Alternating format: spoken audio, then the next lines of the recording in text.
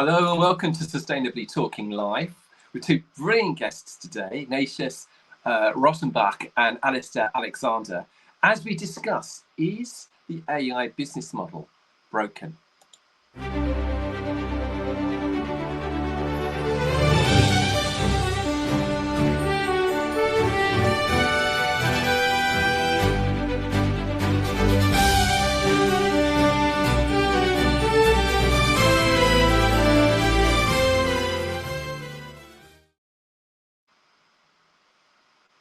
Right, well, I thought we could get straight in, and before I even introduce the guests, I'll quickly ask the question for a very, very quick and superficial answer. Guys, is the AI business model broken? Iggy? It depends what you see as broken. I don't think so. There's a few ways of looking at it, but from my point of view, there's huge amount of opportunities for individuals and people to rise up quickly. And on the other side, obviously, there are problems to it, the scalability. All right, and same question to you, Alistair. Yeah, I think it's a glass empty, glass half full kind of answer, and mine's a glass half empty answer. I think it fundamentally is unsustainable in both the sense of its environmental impact and also in terms of its financial exposure and the impact on the financial system.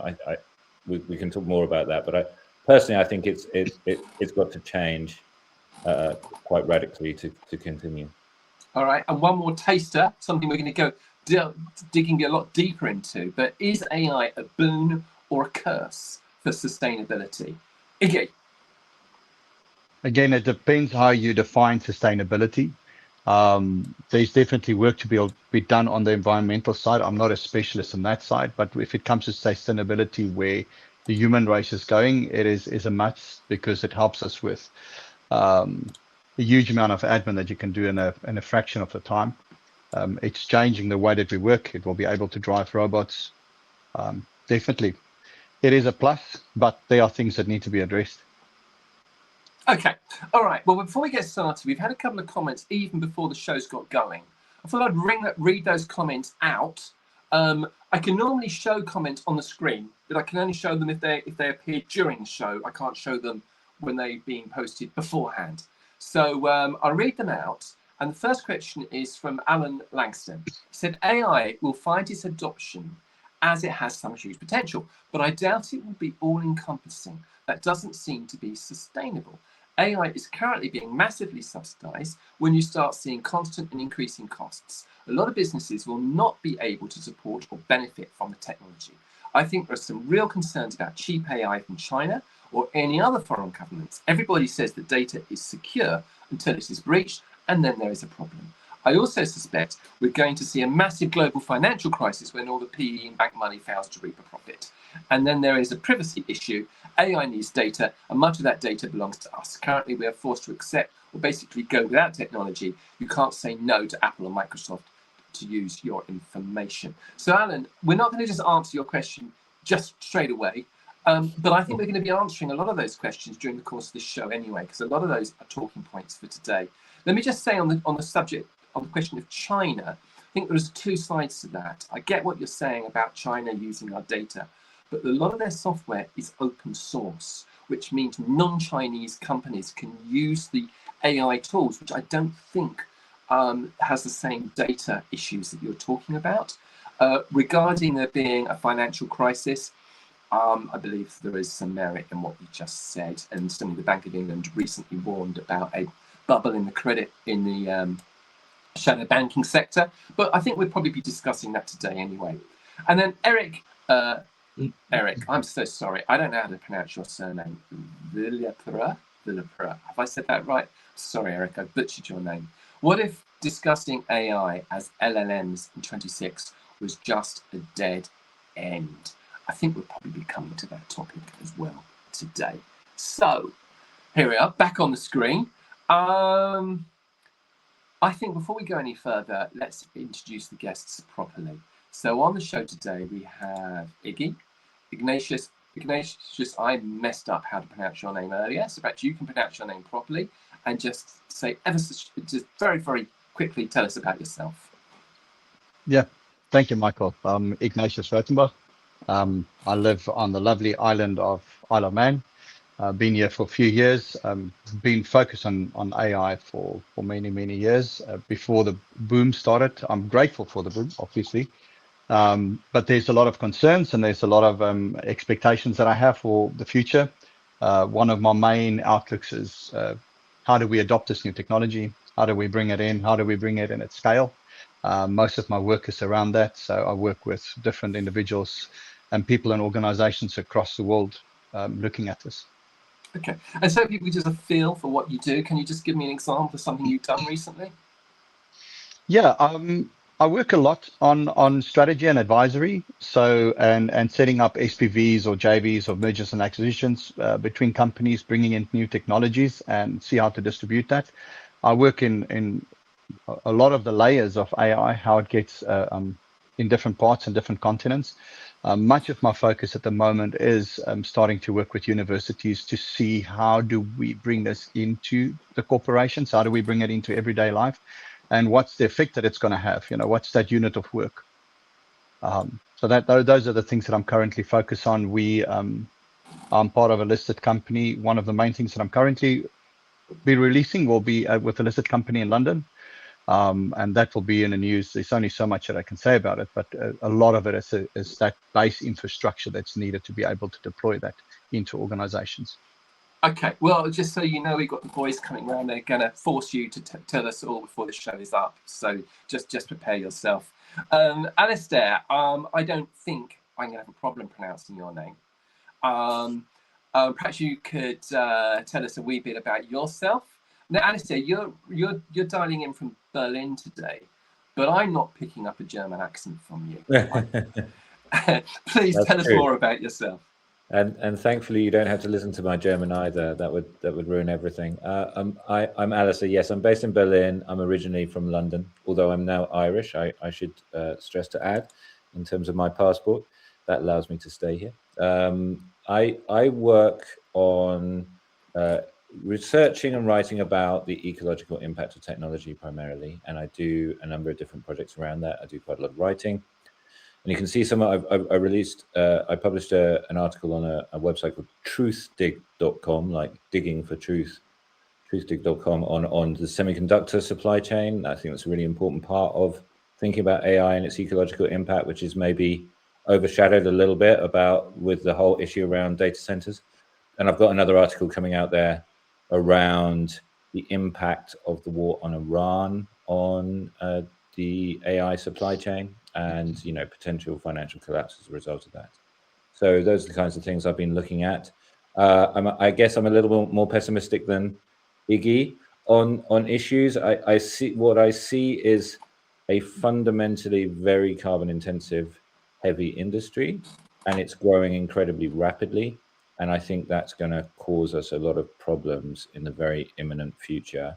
And that's coming up against, as I mentioned, the massive energy crisis we're facing at the moment as well. Those two things are actually very closely interlinked. So I see concerns around that. I also see concerns around the business model too, and also its impact on people. I'm really concerned about what it means to people's jobs, what it means to people's well-being, what it means to kids' futures. Actually, I think that's a really concerning part of this. Okay. Interestingly, next week we're doing a show talking about something called NEAT, which stands for Not in Employment, Education or Training. And I think technology is playing a role there, and I think AI is going to play an even bigger role. So, Alistair, let's get straight into it. You told me that you don't think AI is scalable, or maybe you're being more specific than that and thinking of LLMs. I think possibly you're thinking of that. I don't know. You can enlighten us. Can you explain?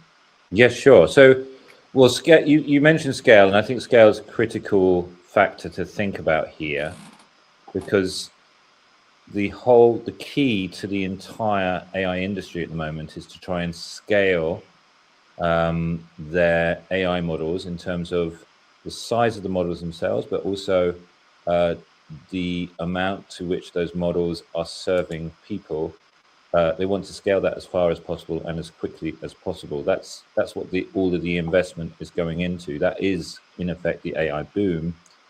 And I guess the critical point I'd say here is when we think about digital companies and we think about this sort of previous generation, maybe say Google search or say Facebook or Instagram, these digital platforms, as we call them, what you can see is that they scale incredibly easily.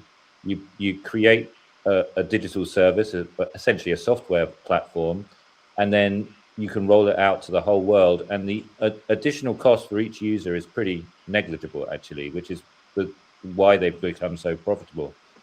With AI, it's very, very different in that every single new user, every single new prompt, every new AI model means more computing power. What's called in the AI industry compute. That tends to shorten it to compute, and that means bigger data centers and more data centers, which of course is causing all of a huge amount of controversy and campaigns against them in the United States and in other places, because you just need more and more of that stuff to reach more and more people.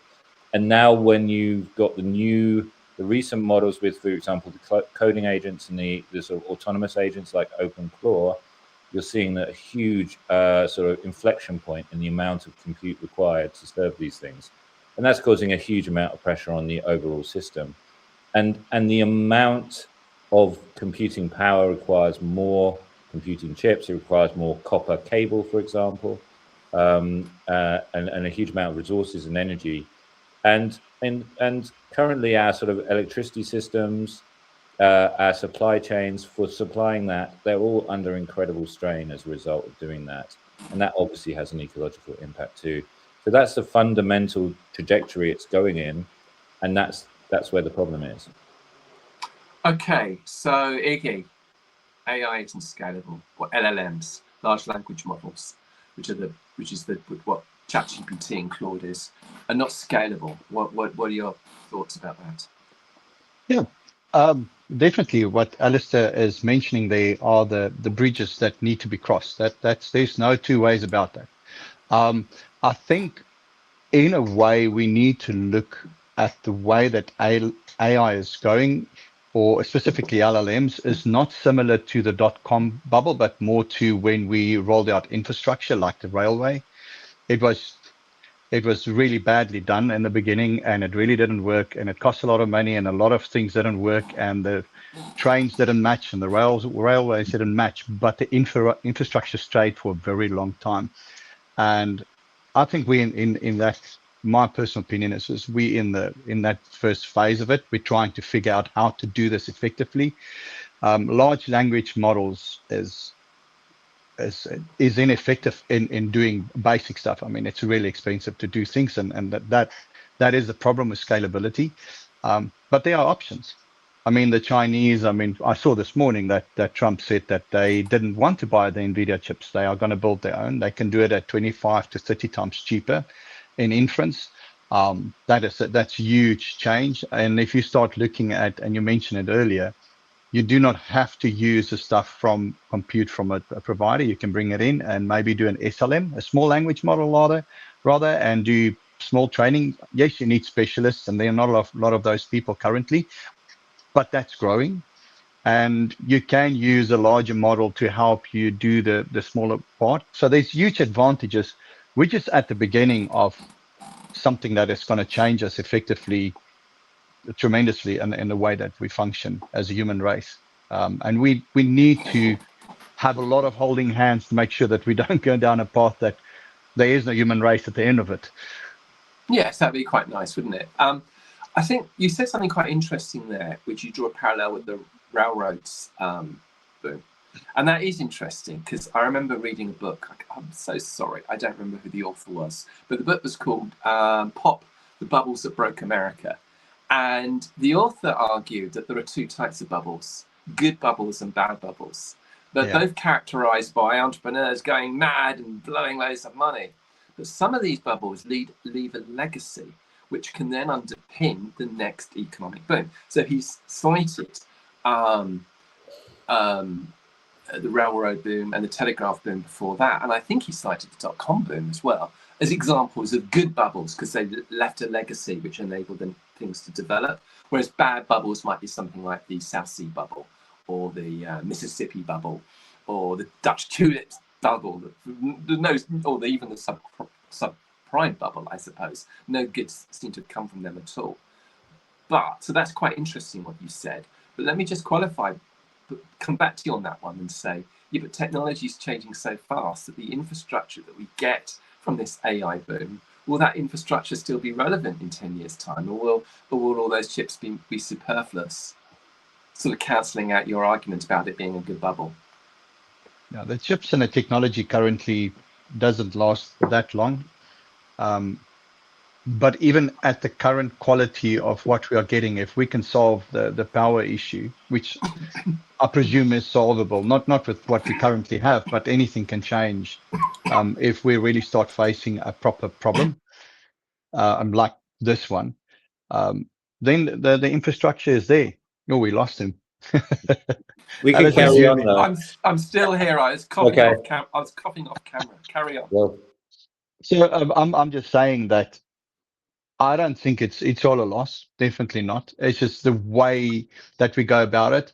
And I would greatly encourage the new people coming in to start getting into the engineering type position, start looking at what's an easier and a better way to do power.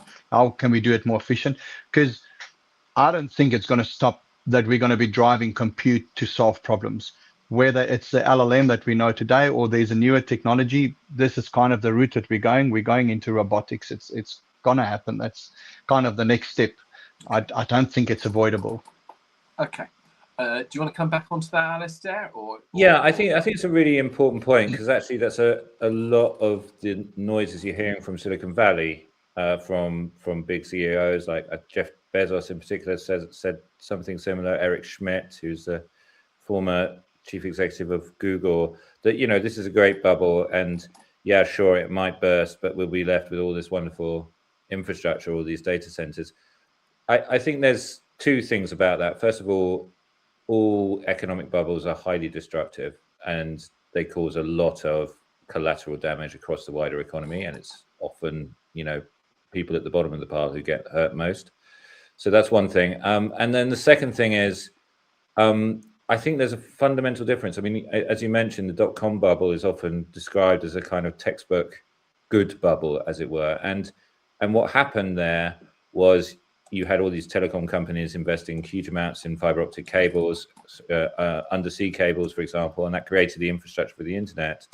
And that, allowed, the big tech companies that we know now to emerge, really. The difference here, I think, is that those undersea cables were, once they were in place, they cost very little to maintain. They just sit there.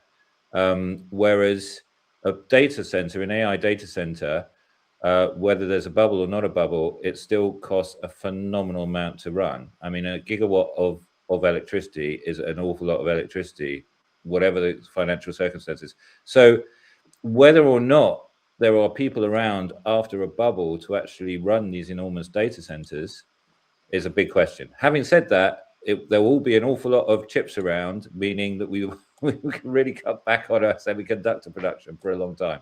So yeah, we'll see. But I'm skeptical that it's going to be a wonderful bubble and everyone's going to be delighted when it bursts. Okay, so I mean the six largest companies in America, they're all techs. They are NVIDIA, Apple, Microsoft, Amazon, Alphabet, Google, and Meta. I hope that adds up to 6. Have a collective valuation of $20 trillion. Is that sustainable? Who wants to go first on that one? Iggy, do you want to answer that question? Yeah, like we've mentioned earlier before, is the scalability of this technology is definitely not the same as a SaaS product. It doesn't run on the same principles. I don't think we've come to grips with the principles yet. It's hugely funded. So nope, from a scalability point of view, I don't think it will go that route. There was supposed to be a huge question mark to it with an Anthropic. By November, everybody was shouting and saying, well, this is going to go and crash completely. And it just didn't, because they said if it can start earning money, and it is, I think it's at 40 odd billion at the moment. So it is moving forward, but there's definitely going to be some sort of a reckoning. I can't predict. I wish I could predict, because then I'll short something, but, well, bubbles are notoriously difficult to predict. By the way, the author of that book I was trying to remember was Justin Fox. I had to Google it whilst you were talking, and he wrote a book about this thing called good versus bad bubbles. And it is notoriously difficult to predict a bubble. And you're right. And I know, do you know what? I'd even go further than that and say that some people do predict it, but I think they were lucky. I don't think, you predict 2 bubbles, and I'll take your hat off to you, but I don't think anybody ever has. I think the forces of randomness means that sometimes people are going to get lucky, but it is very, very difficult to predict a bubble. Warren Buffett can't do it. If Warren Buffett can't do it, I don't think anybody can. If you could, they wouldn't exist by definition, I think. Yeah, quite.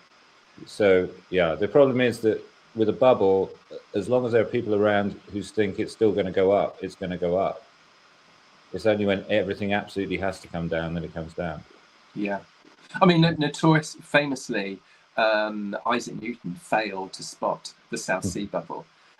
He put a lot of money into the South Sea bubble. He pulled his money out because, this is mad, this is ridiculous. Then he got sucked back in again, and lost a lot of money. And I think he once said that he can predict the movement of the heavens, but can't predict the madness of man, or something like that. I think he said. Okay.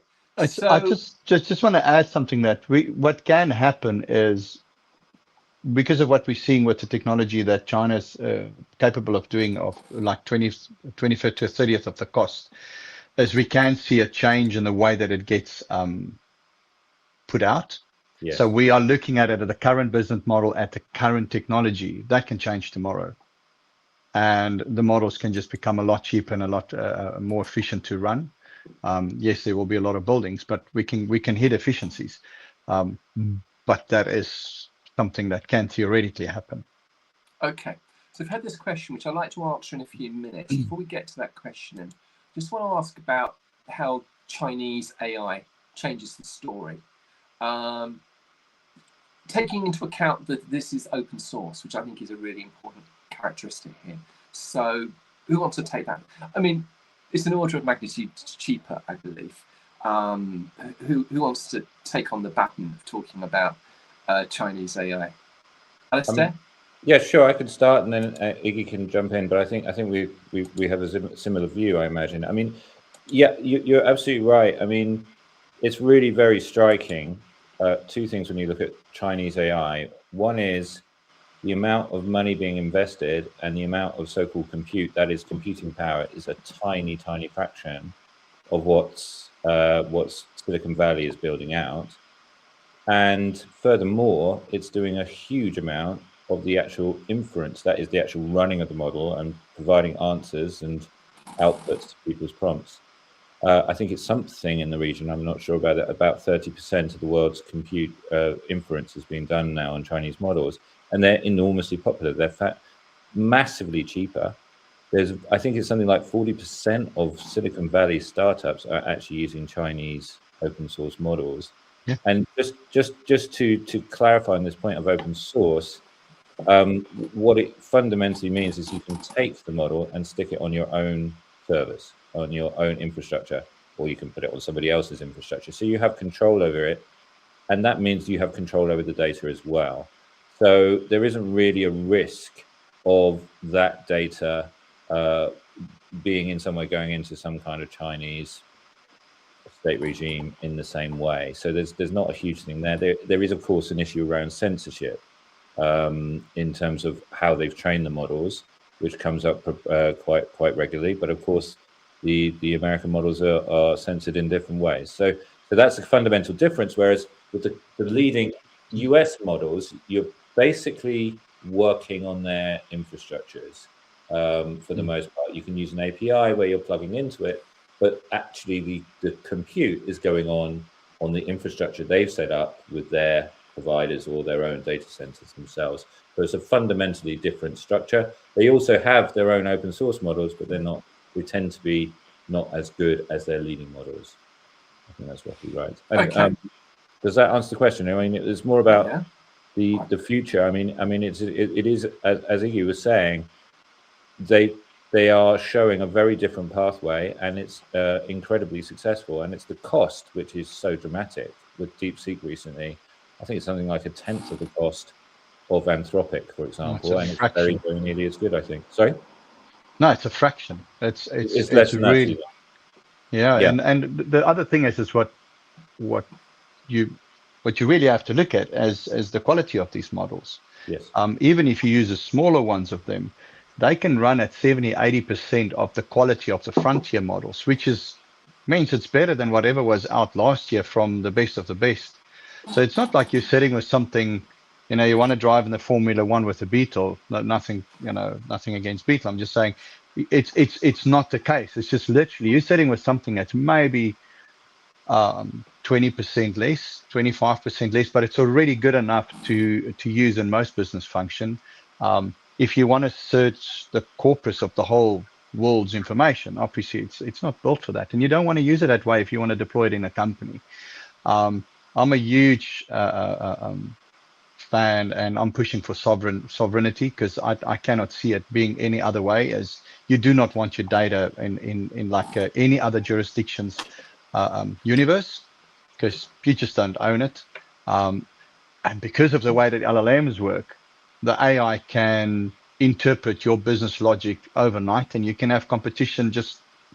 So if you've got really good a business that is obscure from the public and you're making good money, I would suggest go sovereign.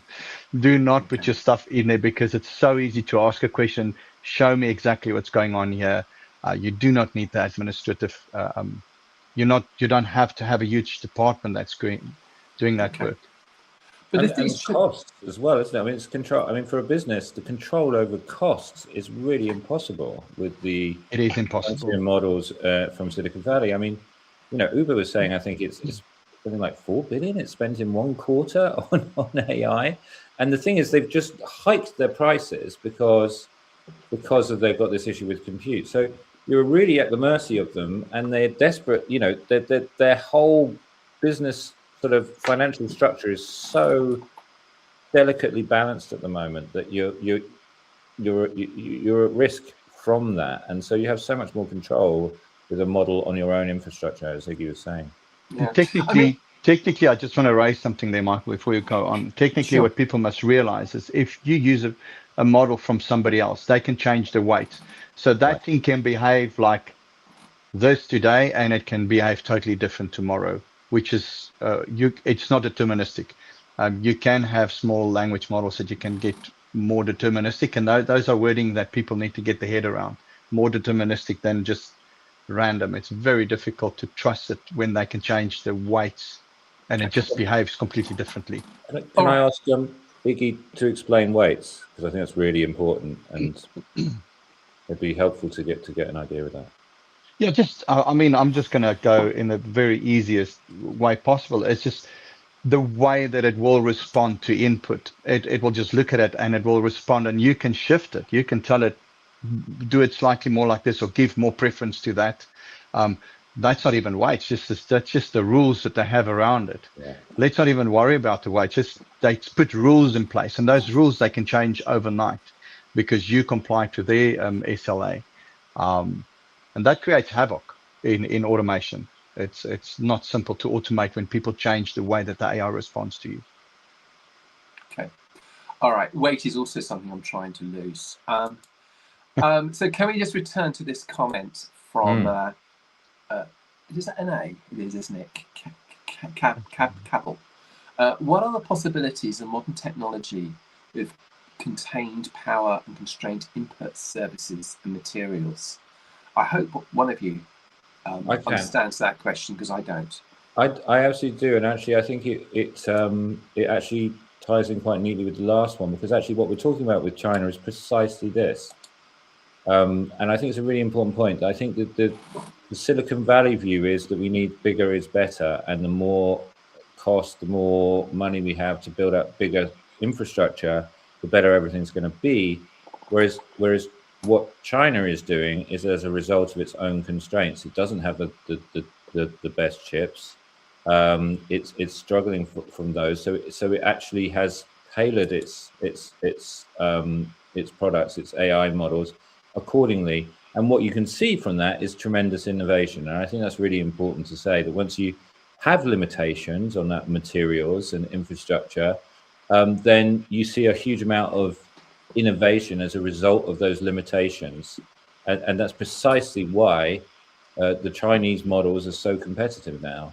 So I think it's a really important point, and that's one of the reasons I feel, as I think the Silicon Valley route is fraught with difficulty at the moment. Right. Okay. I mean, it does occur to me that when DeepSeek came out, was first announced, I think it was the beginning of last year, there was a big stock market fallout, and there was a major, it seemed like something big was happening. But within a few weeks, they're back up again.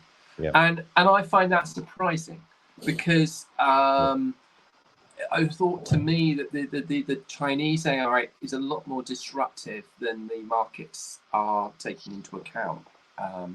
I think, Michael, the other thing that we have not discussed, I mean, and I don't really want to get into this, is we if you start looking at the geopolitical implications, as governments are seeing this as they're seeing it as strategic infrastructure, winning a race, whether it's true or not, or whether it's right or not, is not a question. It's just they do see it as competitive advantage, so they don't care, because they need to be in front of this race. So if we start looking at more wars and those type of things, I mean, it's just easy for them to get money and to put it into that.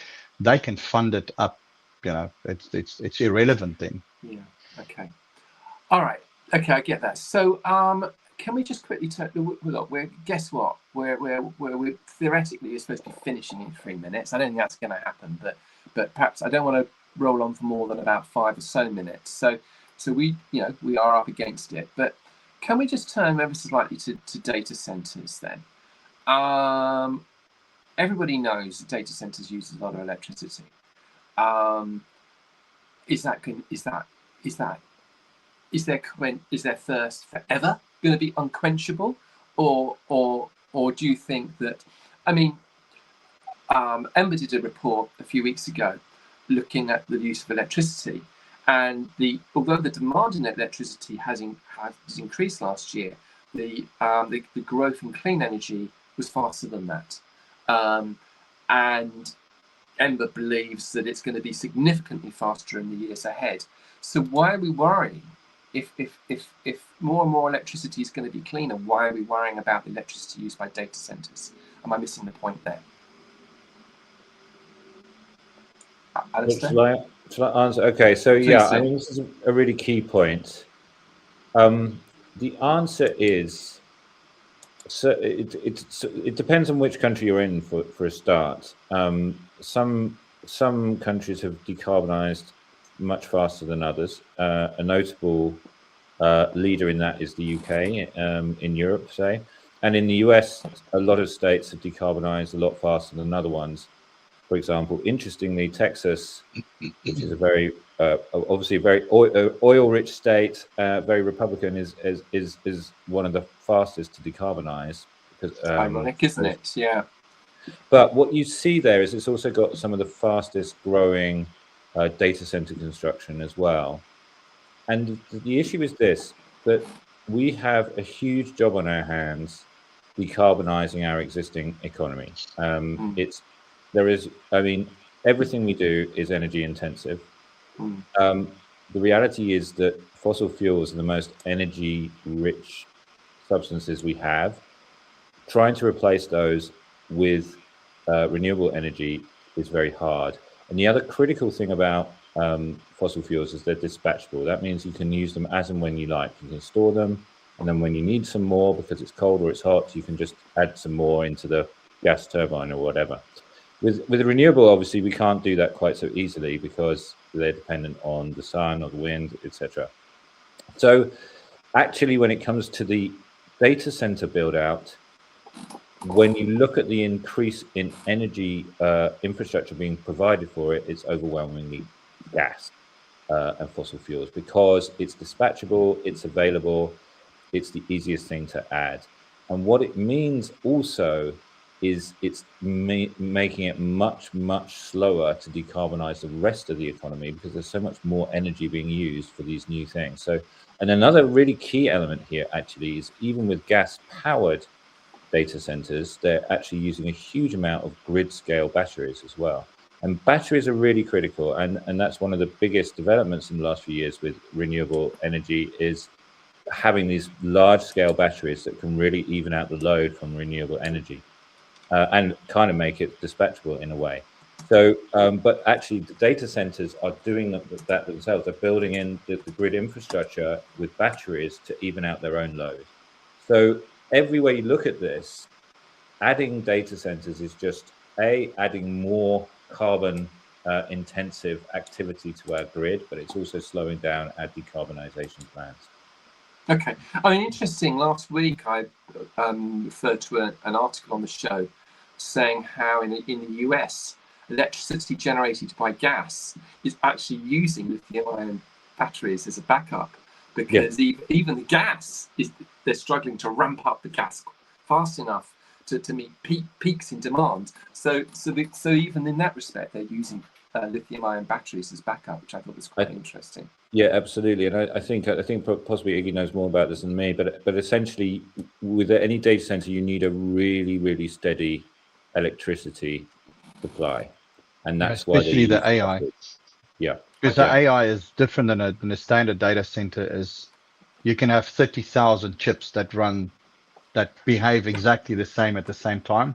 So it can spike and go down. And if there's not power, so if you don't have inertia, that causes a problem, which is a problem with renewable energy. It is what it is. If the big issue with data centers is keeping them cold, why can't we just put them somewhere very cold? Why can't we put them on the South Pole or something? Or and then we don't need to worry about it. Well, I know they put them in Iceland. Yes, absolutely. I mean, there have been various attempts to put them to do sort of sea cooling one. I heard yesterday actually of someone trying it in a lake here in Brandenburg, which is outside Berlin. There are huge issues with doing that. Microsoft had a big project to do that, and they gave up on it. Seawater is really difficult, and generally speaking, cooling for data centers is fresh water. It has to be fresh water, so that makes it a problem. And I think it's just, I don't know. Again, I think I should defer to Iggy here, but they're just really hard things to maintain, data centers, especially AI ones. So you need everything accessible to people to be able to fix as and when they need it. I think that's my guess. But I think if you want to put something underwater, you can think of it as same as putting it in space. So you can't get to it. You're either going to lift it up and take it off grid. So that is the problem. You need something that is then going to be up to 100% uptime. And data center, I don't think the technology that we have, maybe to some extent some stuff is, but you're gonna have servicing. There's a reason why they're in racks and there are people there, is because they service the data centers. People are putting them in the ocean. I mean, there are examples of this. It's extremely difficult to dissipate the heat. The heat's a problem. In ocean, you would not think, but it is. And the same as with space. It's like to get rid of the heat is absolutely. It's not my speciality though, but I mean, it's the servicing. Definitely, there's a lot of servicing happening there. Look, guys, we're already 5 minutes over, but I didn't want to finish the show without very, very briefly touching on the issue of small language models and machine learning versus LLMs in the context of sustainability. As I understand it, an LLM, if you've got a specific problem, using an LLM can be a little bit like using a sledgehammer to crack a nut. So it might be better to have smaller language models or just use machine learning. Could you just, Iggy, maybe you could just explain that, and then I'll ask Alistair to finish off. Can you try and explain the issues there? So Well, now LLM use maths to come out to an output, and it uses context. So the context will change every time you put it in. You can ask the same answer and it will come out slightly differently. When you're working with data, say in any type of data sort which is persistent, so you know exactly what the output needs to be. An LLM, it's not really built for that. Even an SLM can help you to some extent, but you'll need to go to machine learning. We've been doing that for decades. I don't think it doesn't need to play in that area at all. It's I know that the question sounds right, but it's really not a question that actually should be asked. We use machine learning models for data rich environments, and it should be used that way. Okay, so an LLM stands for large language model, SLM stands for small language model, ML stands for machine learning, and I think machine learning is better at dealing with unstructured data. Is that a good summary than an LLM? Well, you train it on large amount of data that you have, which Alistair and them would have a huge amount of access to, because I mean they have all these instruments that give them data, and you know when there's something slightly off. Machine learning becomes extremely powerful in that. That's why it's so good at forensics. If there's an odd thing just slightly off, it will pick it up. It will stick out like a sore thumb. It's more difficult for the human eye to see it. It will see fractional changes very quickly, which is things that you would be interested in. Those are just things you won't do with. Okay, so that would explain why it might be more appropriate for monitoring climate change. Alistair, can you add to that discussion?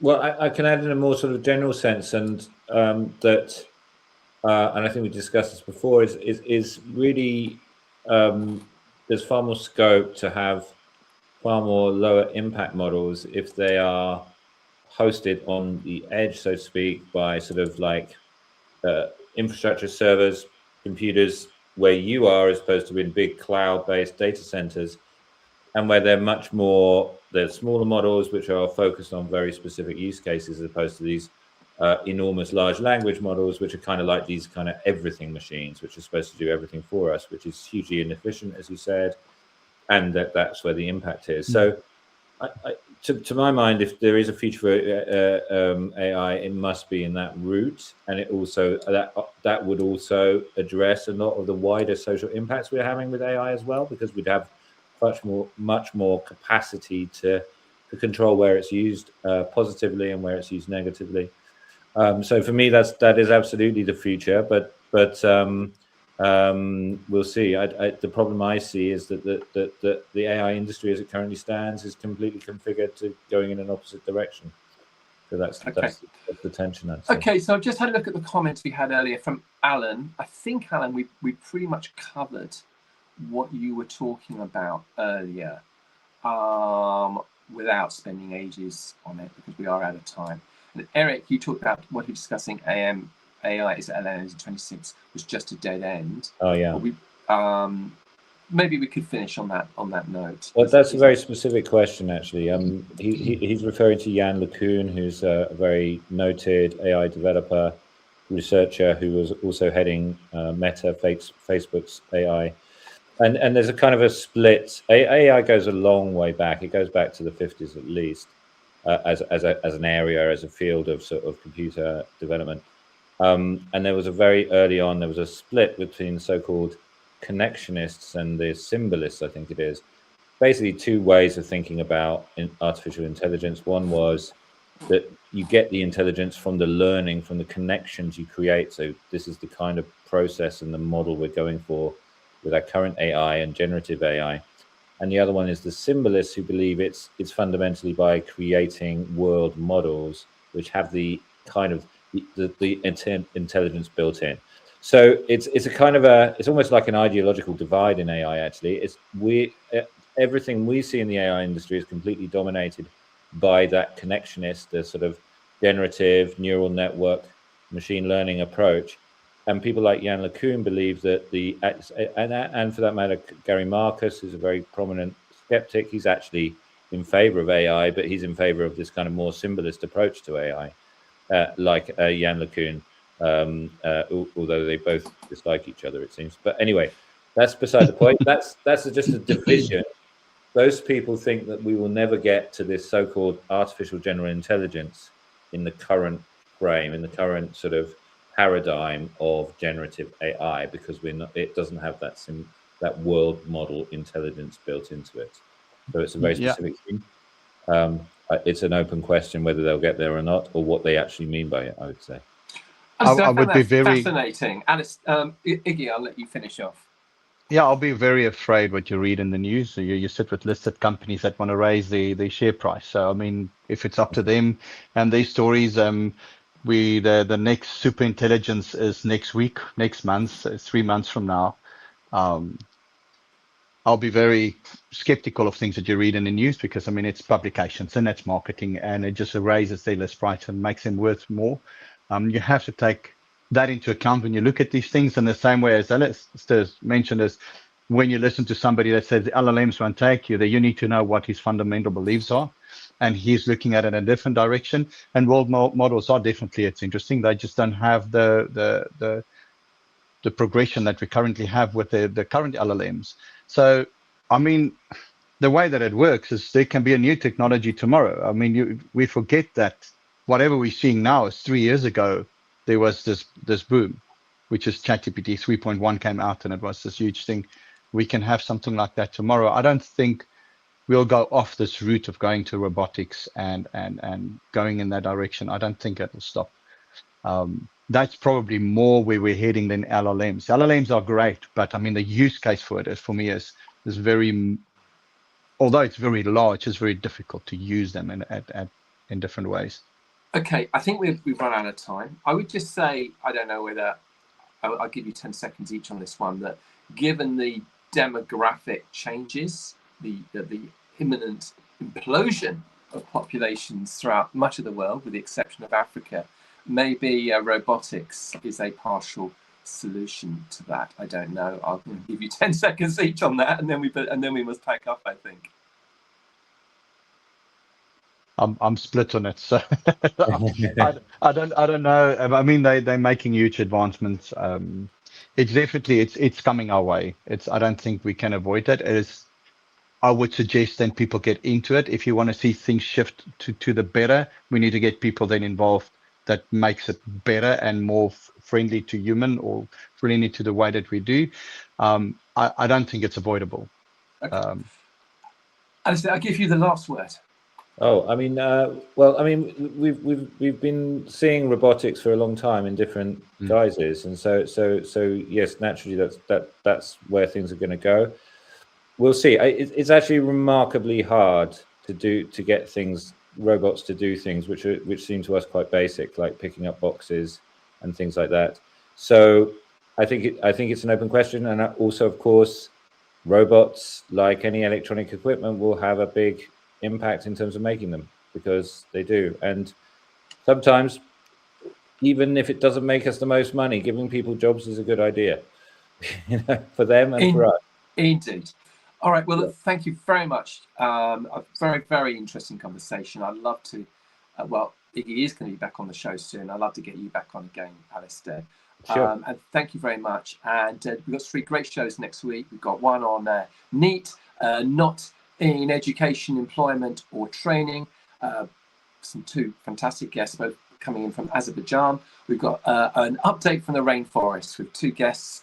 One was brought up in the rainforest, or spent half of her childhood in the rainforest, and the other one who's worked in the rainforest.